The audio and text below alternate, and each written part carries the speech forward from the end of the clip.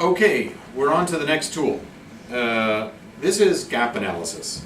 I love gap analysis. I've done gap analysis with 5 different industry clusters in Pakistan, and all of the people I use it with, they love it as well. Okay? So gap analysis basically looks at your particular industry, product, producers, and compares them with the best that are out there and identifies what the gaps are. We actually, we can show this later, but we actually did this in the, when we were working with the Dominican cigar producers, we compared them versus the Cuban cigar producers. But before we, and then you can actually show them, where they are in various areas. We can make it very quantitative if we gather a lot of data. I'm not suggesting we do that here. So let me just walk you through this. And to do that, I'm gonna turn off the. I'm gonna use the whiteboard and turn this off.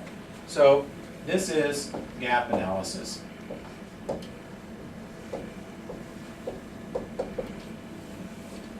So basically, we have to say, okay, what is your product area? Just turn it to the side.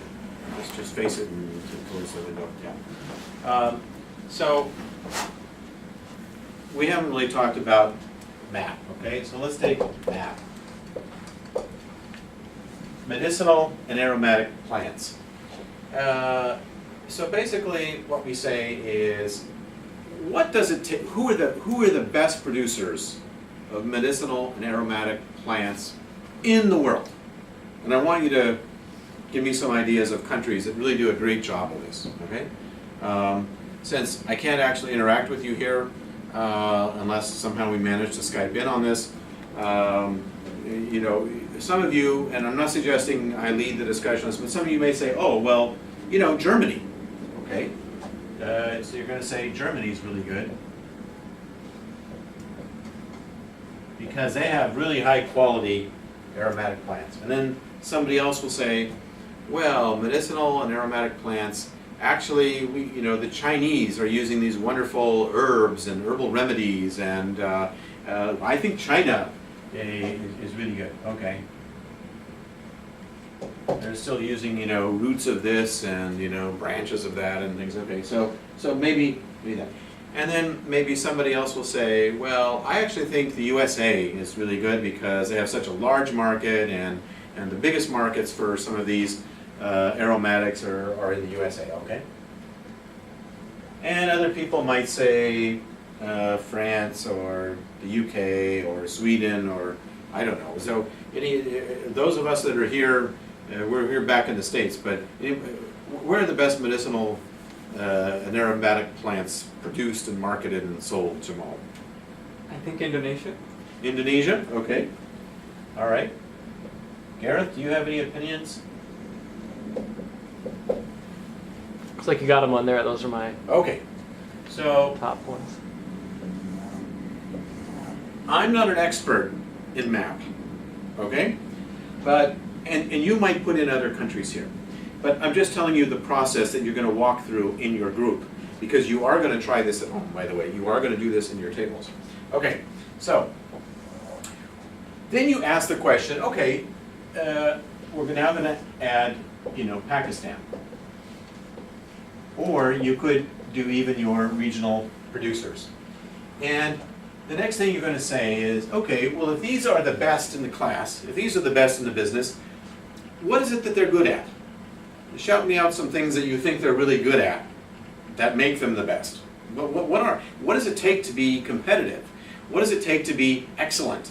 What does it take to be the best in this market? What are the things they do right? So, what are things you have to do to succeed? Just give me some ideas.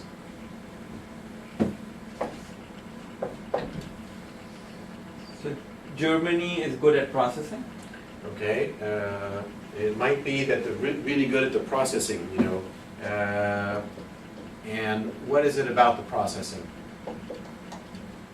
So you're able to turn the raw stuff into something useful for consumers in a very efficient way. Okay, what else do people have to be good at to be able to succeed in this? Usually people say something about quality. Okay, oh, they're very high quality standards. They're, they have a good selection procedure. You don't get, the junk, other material in it. The other, you might say, well, excellent price. It competes with other things. The first, you might say, okay, proven effects.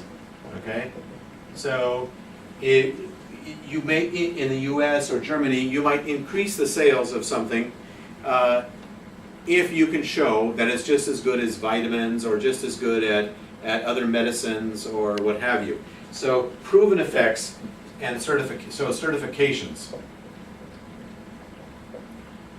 Or you might say packaging.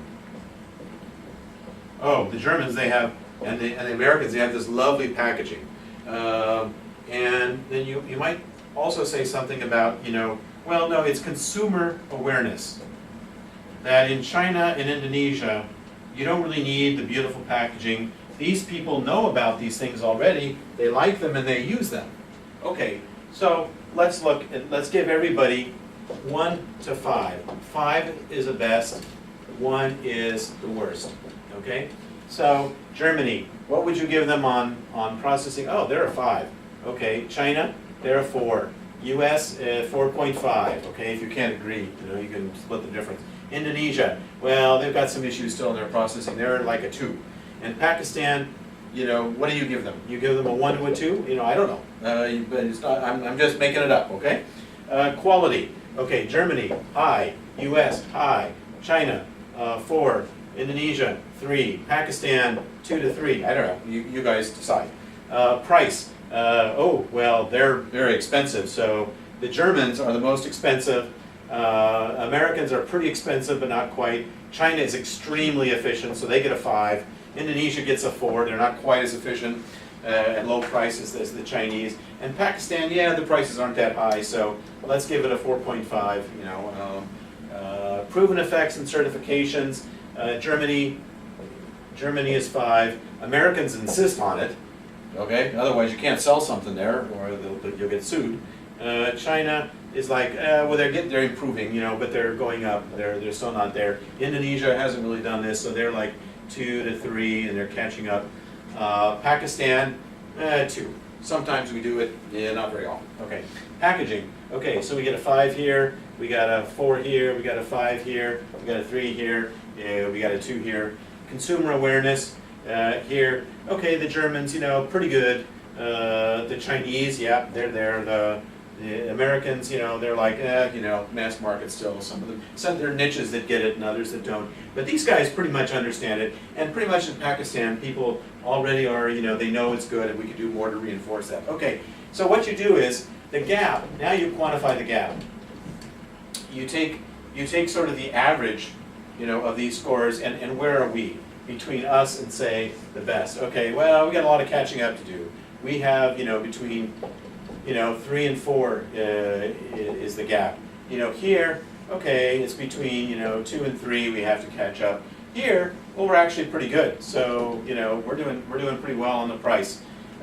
Here we got to catch up. We got to catch up about 2 or 3. You basically can take average scores and then your score, and you take the difference. Okay, and as a matter of fact, you could even sum this up at the end and say 5, 10, 15, 20. 25, okay? And if we summed up Pakistan, let's say, we're at 2 and the gap is about, 2 to 3.